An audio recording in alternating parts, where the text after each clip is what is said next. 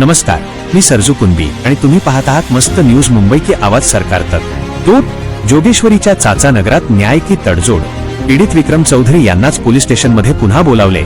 जोगेश्वरी पूर्वच्या चाचा नगर परिसरात 25 जूनच्या मध्यरात्री विक्रम चौधरी यांना काही समाजकंटकांनी धक्काबुक्की केली आणि त्यांच्यावर हात उगारला। हा अन्याय सहन करून विक्रम चौधरी यांनी पोलिसांत धाव घेतली।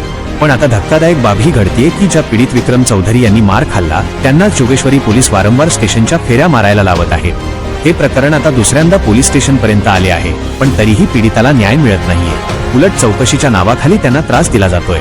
पोलीस स्टेशनची अजब कार्यपद्धती। आम्हाला समजले आहे की जेव्हा जेव्हा पीडित विक्रम चौधरी पोलीस स्टेशनमध्ये जातात तेव्हा त्यांचा मोबाईल फोन काढून घेऊन दुसऱ्या केबिनमध्ये ठेवला जातो। हे नक्की चाललंय काय?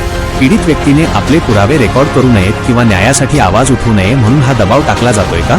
मोबाईल फोन जप्त करणे हे कोणत्या कायद्यात बसते? उद्या जून 30 सत्याची परीक्षा। उद्या जून 30 रोजी पोलीस स्टेशनमध्ये पुन्हा एकदा बोलावणे आले आहे। मारहाण करणाऱ्या आरोपींनी म्हणजेच तालिब मनसूर खान आणि फारुख याने घटनास्थळीच अशी धमकी दिली होती की आम्ही पोलिसांना हप्ता देतो।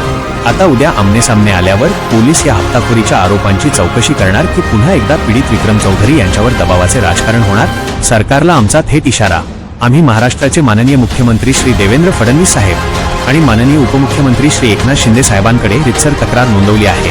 मारहाण करणाऱ्या गुंडांवर कारवाई करा, पीडित विक्रम चौधरी यांना न्याय द्या आणि पोलीस स्टेशनमध्ये चाललेला हा फोन जप्तीचा खेळ बंद करा। आम्ही मुंबईकर आहोत, अन्यायाला घाबरत नाही। मस्त न्यूजचा हा आवाज पीडिताला न्याय मिळेपर्यंत शांत होणार नाही।